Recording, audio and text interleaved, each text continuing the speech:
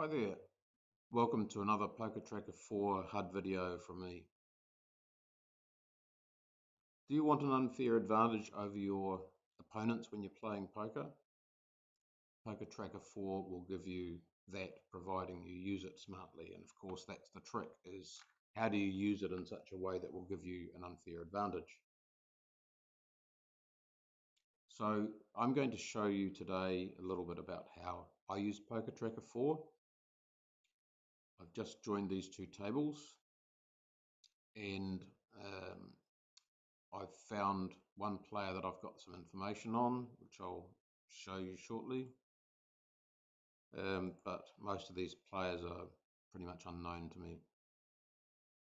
So the key to what I'm doing is identifying the playing styles, some hand range information, and playing on the basis of what I have learned about these players and what PokerTracker4 has recorded about them.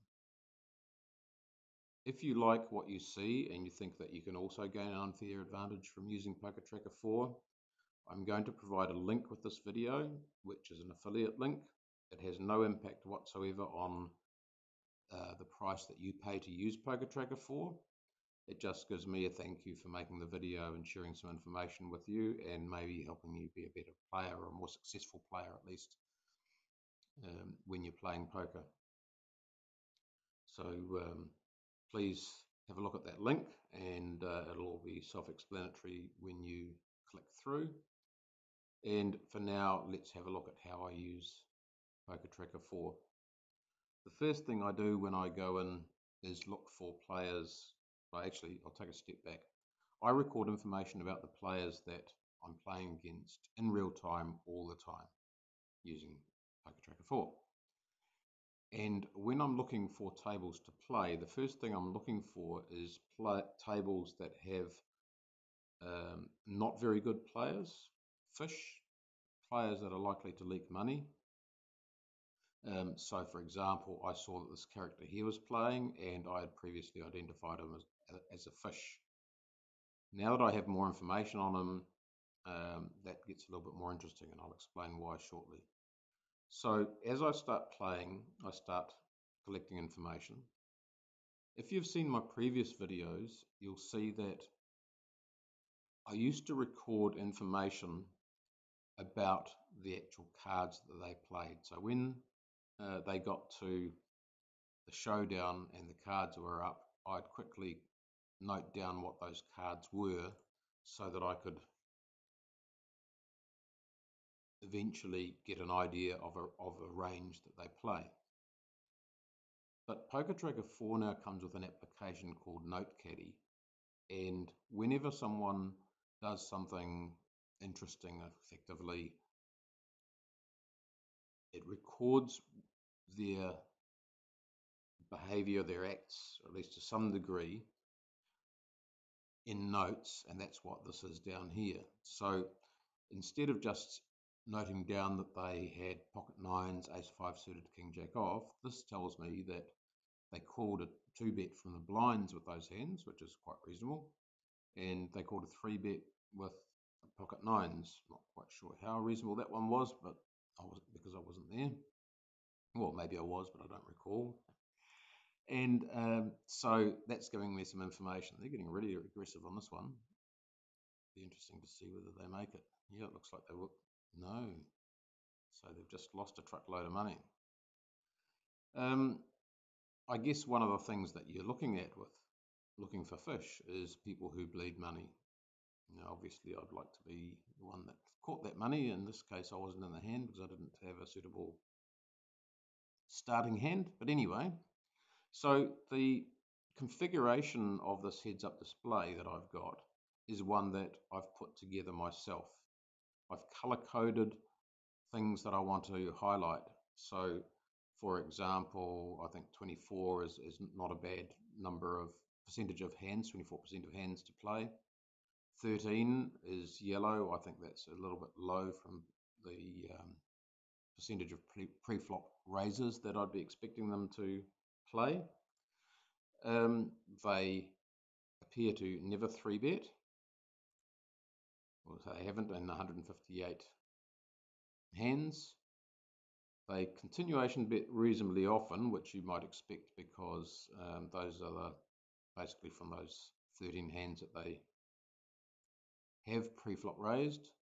They don't often fold to flop continuation bet. So if they're up to the flop, they don't like to fold. It's just increased slightly. Probably after that last hand that they played. They've won 8% of hands, they've tried to steal 50% of hands, and they've raised first in 31%. Now here's a stat that I never used to keep, and that minus $5 there. And I find that really valuable, and I don't know why I didn't actually think of that previously. Because what it's telling me is that they're a losing player. And if I hover over that, we'll see that in those 159 hands that I've been on the table with them at the same time, they've lost almost $5, and this session they've lost $1.48. Most of that was in that one hand that we just saw. So that tells me that they're a losing player. It also lets me show you something else, that all of the stats that I've got here accumulate, and so that $4.87 that they've lost is the total they've lost out of all those hands. The $1.48 is the current session that I'm in, which I've been on the table for 9 hands. And that's telling me that they're consistently a losing player as well. So I'm going to keep that as a fish, even though the traditional statistics that you might think of as being fishy, and that you might see me use more often, in this case, I think they still qualify as a fish. So the next thing that I do is I start working my way around each player where I've got experience of more than 20 hands with them. Now, a lot of people, excuse me, will tell you that you can't get a good read on a player with less than 50 to 100 hands. I would agree if you were outside of the micro stakes. So if you're playing in with players that are very experienced and able to pivot their playing style based on the other players, on their experience, basically winning poker players, if you like, if there is such a thing, given that most poker players lose money. So what I've found at the micro stakes is that once you've got about 20 hands on a player, you'll find that they're actually reasonably consistent. And that means that the information or the player type that they appear to be in many cases is already set. Now, I don't take that for granted. I keep going around all the time and adjusting them, as you'll see as we go on. But fundamentally, at the 2NL level, I find that the majority of players tend to be fairly consistent. They're either honest or they're not. They're either aggressive or they're not. And they tend to be a winning player or not. So let's start having a look around.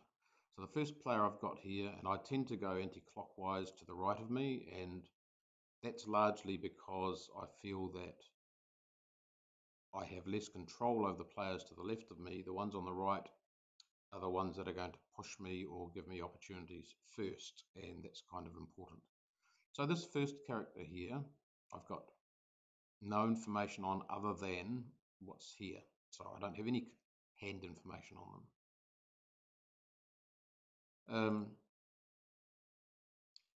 What I have got is his stats of 57.18. I would immediately classify that person as a lag, so I just use my left mouse button, click on there, and call them a loose aggressive player.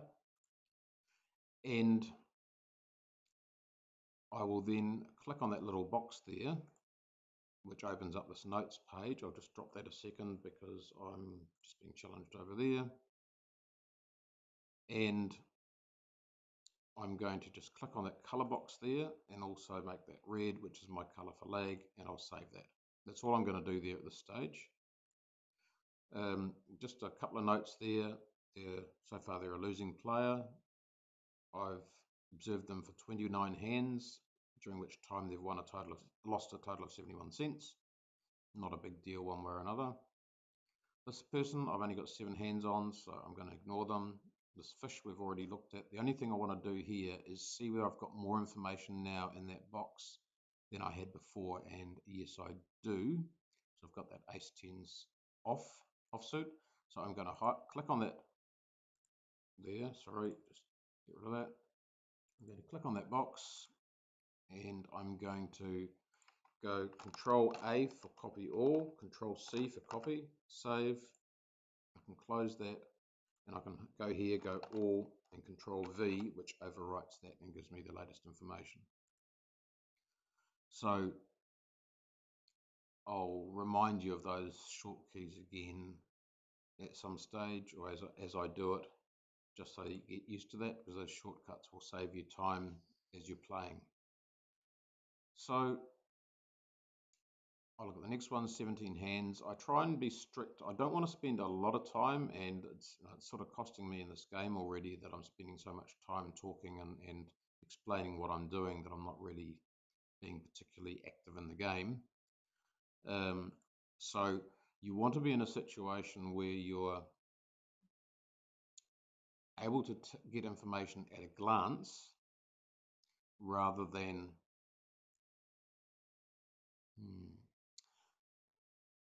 constantly looking at people's playing styles and not looking at what's actually happening on the table. So, because it's going to burn you like that. All right, so 17 hands, 17 hands, 17 hands. I guess that's close to how long I've been active on this table. So I'll get a whole lot of information that I'll start recording soon.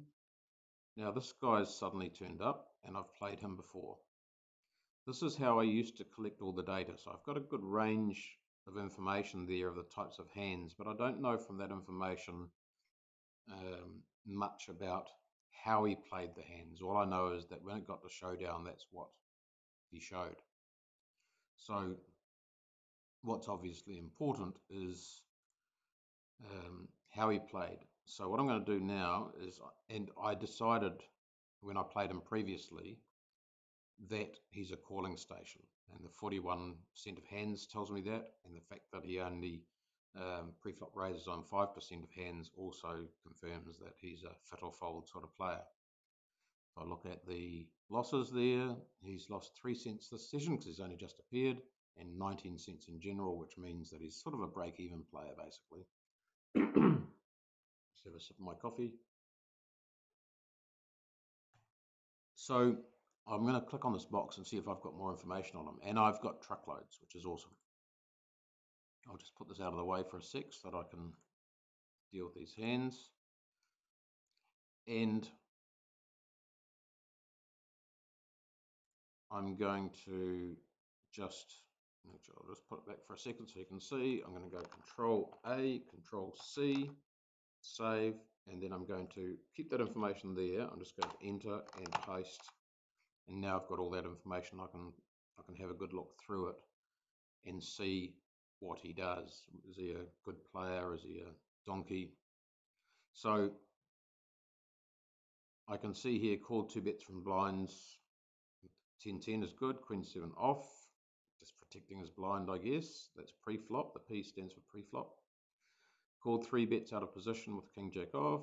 Okay, so brave, limp, and called a raise. 7-6, Queen 10 off. So that's at the flop. So he's probably seen something that helped him decide that he wanted to play that. So as you can see, I've now got some really good information on that player that should be able to help me going forward. What's my position there? Okay.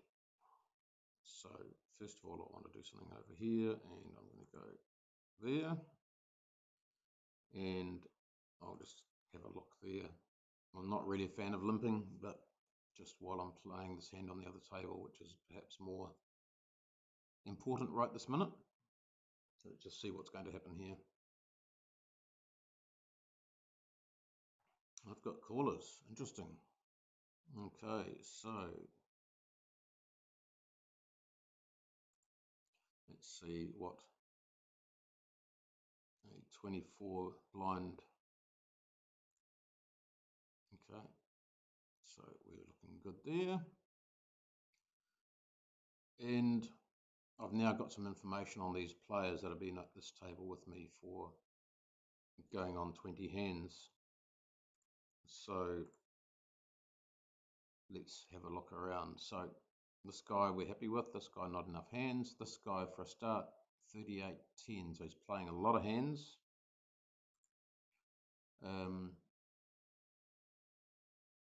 Minimally aggressive. He's sort of sitting between a calling station and a fish in my book. Hasn't 3-bet. Folds to flop continuation bet 100% of the time. Folds to pre-flop raises 65% of the time. I'm going to call him a fish. And we'll grab this box and do that as well. I'm not explaining everything I'm doing because I won't have time, but you can start to see a little bit about what's going on and get the trend, if you like.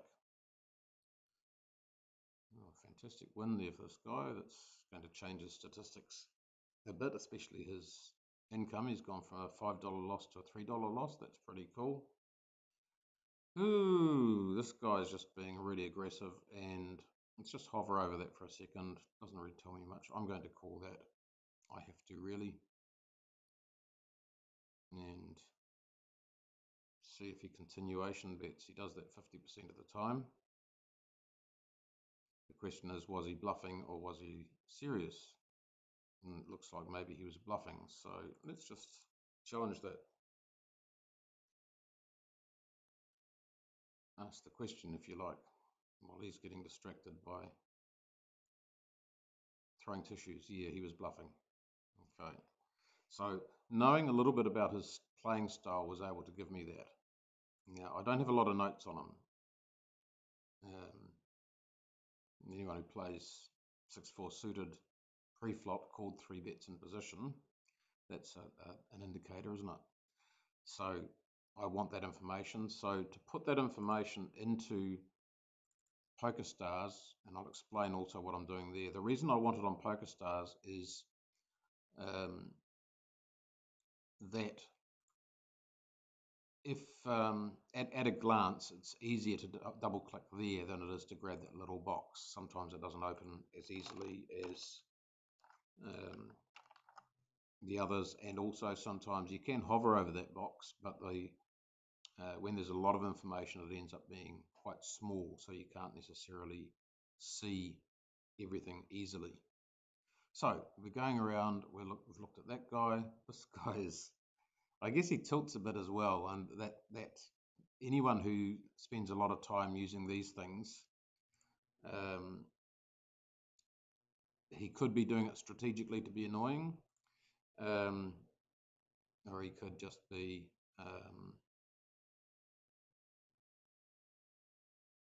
young, maybe, thinks he's being funny, I don't know.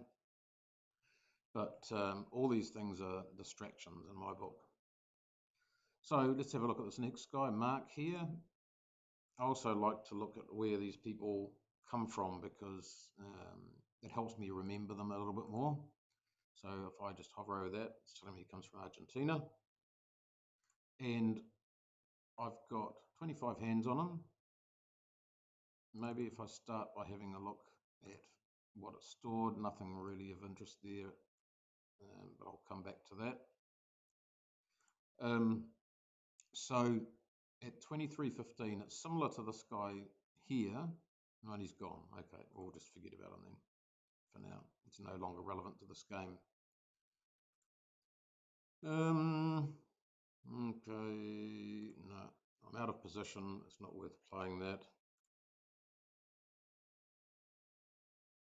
So if I start by looking at this person from Brazil, Adrian, who's to my right, this is the sort of player that I'm finding a lot of now online since COVID, and they really seem to me to be players that maybe have been bored, that used to play poker or that learned a bit of poker and have got sick of Netflix and wanting something else to do, maybe.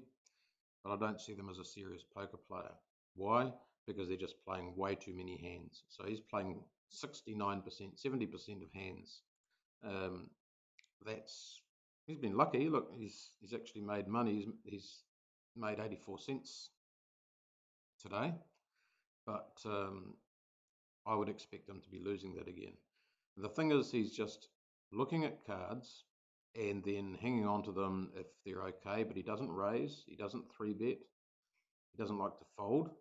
Look at this, for a pre-flop raise, if he's decided to stay in, he's only folded, according to that, he hasn't folded at all to a pre-flop raise. Not very smart. So when I click on him, I call him a calling station. Now you'll note there when I actually went there, whale and calling station, I've got the same color code for. It's easy, they're sort of related to me. A whale plays just way too many hands, and a calling station does too. But I'd call him a calling station if he was at 30-0, and maybe a whale at this level. So let's just hover over there and see if we've got information. We've got quite a lot of information. So the first thing I'm doing is I'm double clicking on there. Then I'm going to click on that box and I'm going to go Control A for all, Control C for copy. I'm going to go Control V and paste it all over there. And I'm just going to make sure that color is the same so it's all consistent. It also gives me, at a glance, I can see that they're both the same, which means that I'm up to date with the information that I'm gathering and that I'm comfortable with what I've got. So if we have a look now, and this is what I'm saying, is the depth of the information that PokerTracker4 is actually collecting on players is massive. Called 2-bet blinds, Queen 6. What's going on here? Okay. Limped and called a raise. Ace 3 off, King 10 off, Jack 9 off. Real mixture. So someone that's playing a mixture of hands like that could be playing with pretty much anything. I think the main thing that I'd say here would be that if he got aggressive, because he never gets aggressive, I'd want to be getting out of the way, because he probably will have something. So again, I can tell that from there. This guy up here from Peru, 33 hands, and he's hardly played any, right? He's a real nit. So nit for me is coloured indigo. That guy's still very throwing out tissues to everyone. I think he needs some tissues himself somehow. Just have a sip of my coffee while I'm waiting.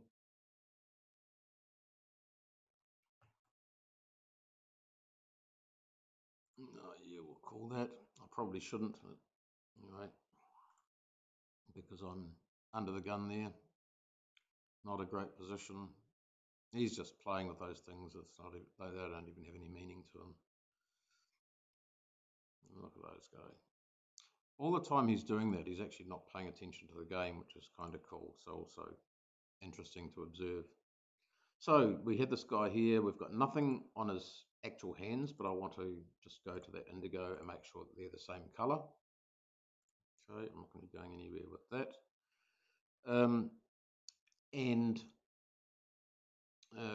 What else? Continuation bet 100%. There's probably one hand. Yep.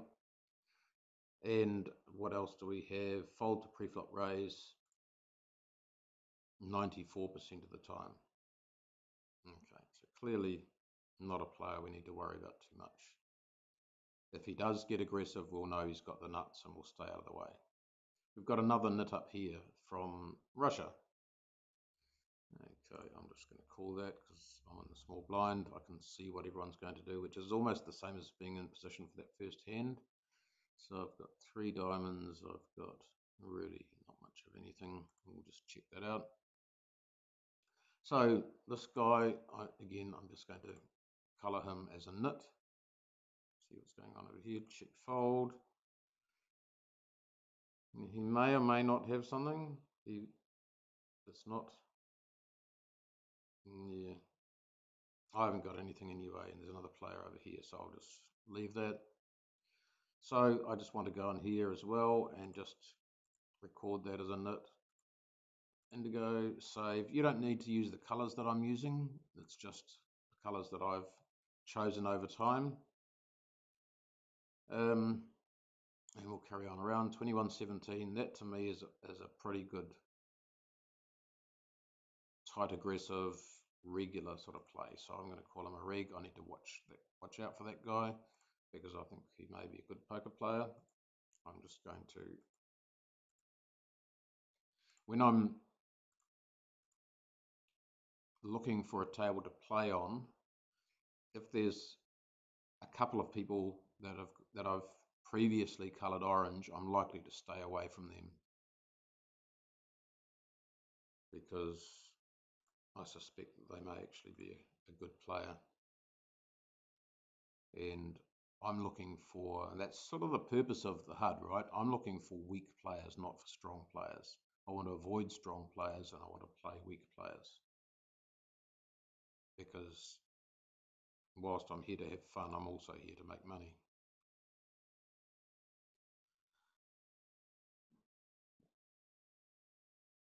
Okay, we've got a gut shot there, we've got a gut shot there.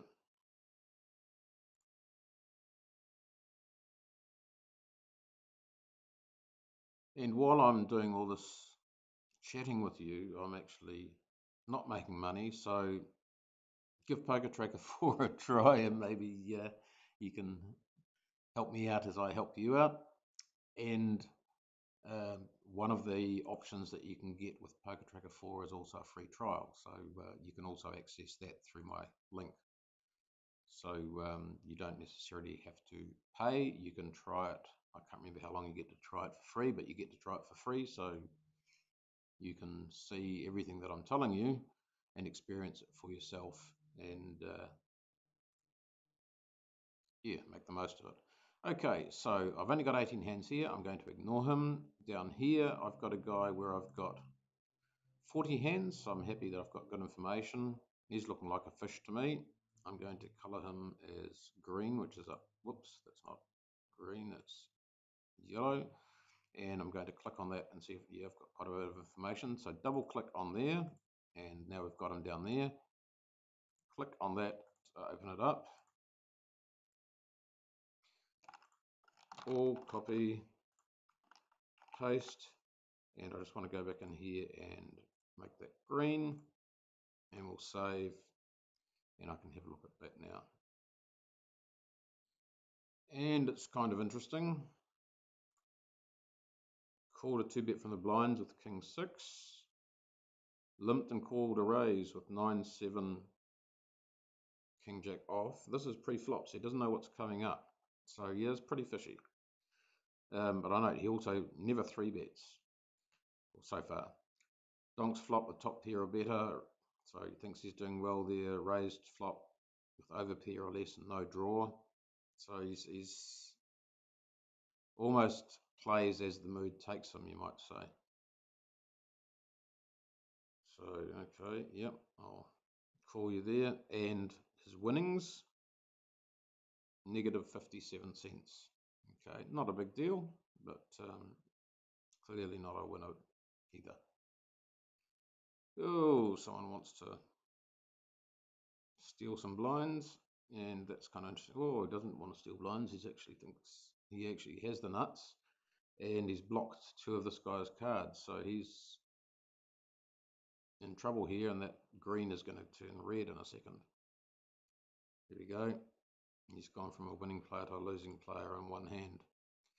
Let's have another look over on this side. How long have I been talking to you? Almost half an hour, so I'll cut this off shortly. I'll just carry on for now. And if you want to reinforce what I'm telling you, you might want to keep watching, or you might feel that you're ready to start using it. So click on that link and give it a go. So this person here, Shaco Joke from Uruguay, 48-12. Loose, passive, calling station. Yeah, I think we'll call him a calling station. And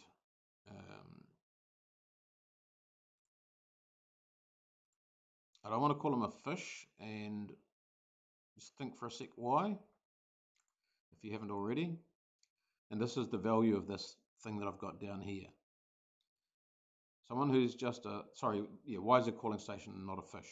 Well, he's a winning player. Fish tend not to be winning players other than the odd hand. So this is someone I actually need to be wary of. He doesn't fold to pre-flop raise very often, but he folds to a flop continuation bet. So he's got some understanding, well, that's only once. Continuation bet, half of the 12%. So not a brilliant player, but not a bad player either. Okay, looking up here, we're happy with him. Have we got any others? Here we go, 25-12. I'll just check that. As he folds, and you'll see when you've got a small number of hands, you'll see every time that a hand completes. Let's just watch this here as he folded there, and you'll see some of those numbers change because we've only got 26 hands, and it sort of illustrates how someone's style can change very quickly just on the basis of a few hands, but as you get more hands, that becomes more stable. So we're looking at 35-12, the VPIP, and this hand's about to finish. We'll see whether that actually has an impact. 37-11. See how that changed just in one hand? So that's quite significant. He's won $1.19 this session, but he was previously in the negative.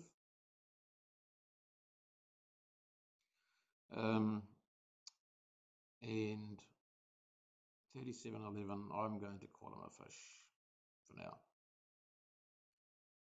Let's see what information, not much, but he did call a 2-bet from the blinds there. Do that. So with King 4 suited, pre-flop. So he didn't know, basically he was protecting his blind, but not with a particularly good hand, which is kind of interesting. So let's see what's going to happen here.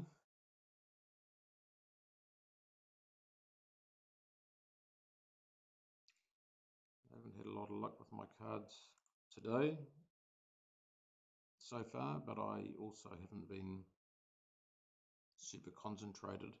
So I think one of the things that I'd want to point out here is all the work that I've just been doing is kind of distracting, and it's almost worth doing some of this work and just ignoring hands while you're doing the first setup, because you can't really work well from a tactic perspective if you're looking at what's happened rather than what's happening. But as you go forward, obviously all of this information is going to be of huge benefit to you. So I'll just play a few more hands and see if we can maybe look at the hands from the perspective of what do we know about players. Okay, we've got fish, we've got a calling station. I'm under the gun, not a great place, but what are you going to do? 10 ace suited is worth having a look at. I could have just checked, but if I'd just checked, one or two other players may well have, there we go, may well have bet, and I was able to isolate them. Okay, any action other than just joke there? Okay, I'm not in with that. I'll fold my big blind, and here, yeah, I'm going to fold that as well. Even though I was in position, might not have been too bad a hand to play the ace-5. In hindsight, it was a good fold. So this nit is being aggressive, Is this guy going to be smart enough to fold? Because he's probably got something. No, he's going to raise him.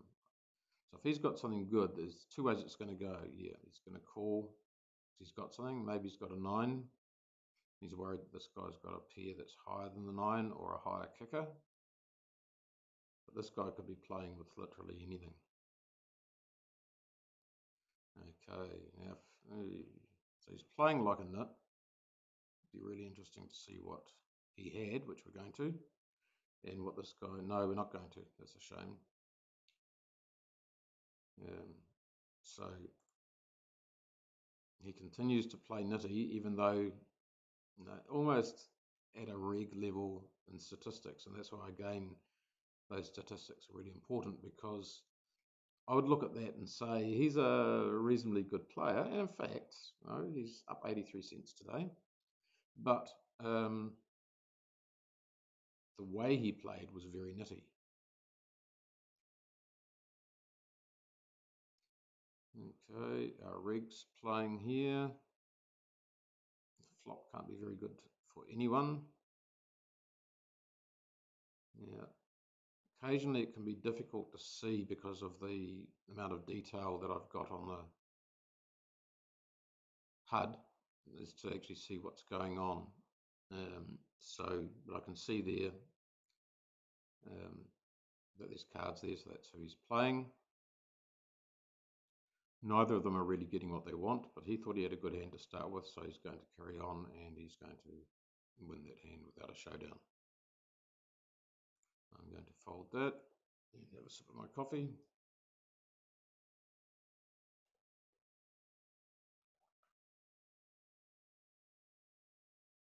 I would have loved this video to be showing me making really good wins and even showing my stats as being at the level that I want them to be seen at. But this was about showing you how to use the tool, and poker is poker, right? You have variance.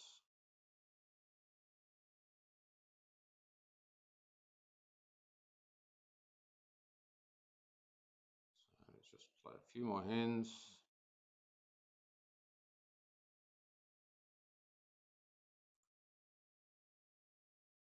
And see if we can learn anything more. So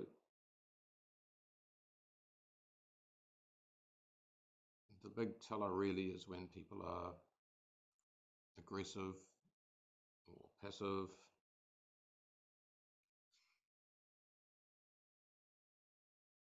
Fair amount of limping going on here.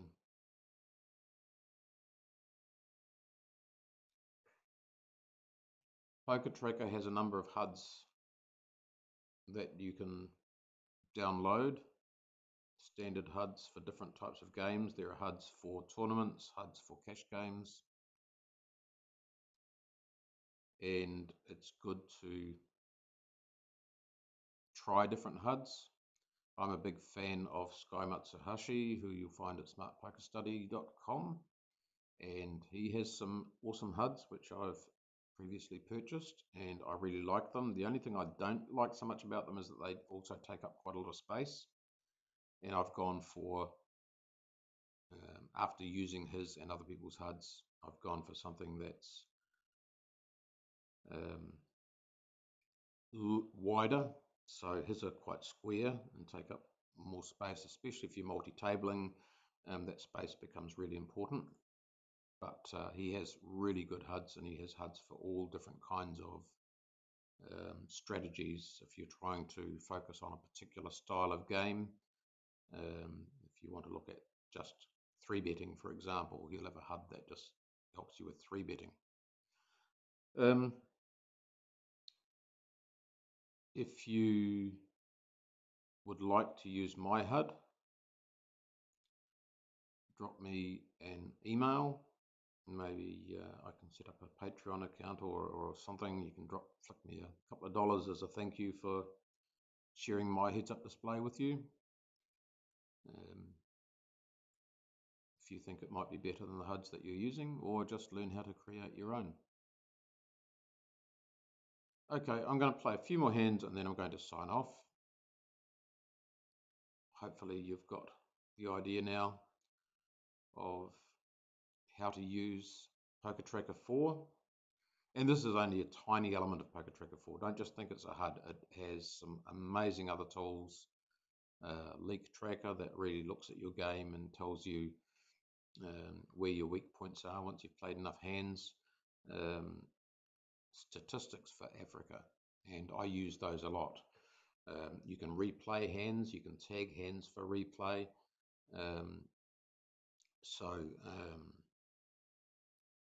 You can go back and study what went right or what went wrong. Just so much information. It's a really powerful training tool. They have lots of videos that explain how it works. Today, I'm really just focusing on the heads-up display and not on the other features, but it is very, very feature-rich. All right, I'm going to sign off here, and hopefully you found this useful. Feel free to leave a comment. If you want to debate anything with me, great. If you agree with what I'm doing, great. If you try it out for yourself, come back and let me know that you've given it a try and tell me what you've learned or how it worked for you. I'd be really appreciative. All right, see you another day. Ciao.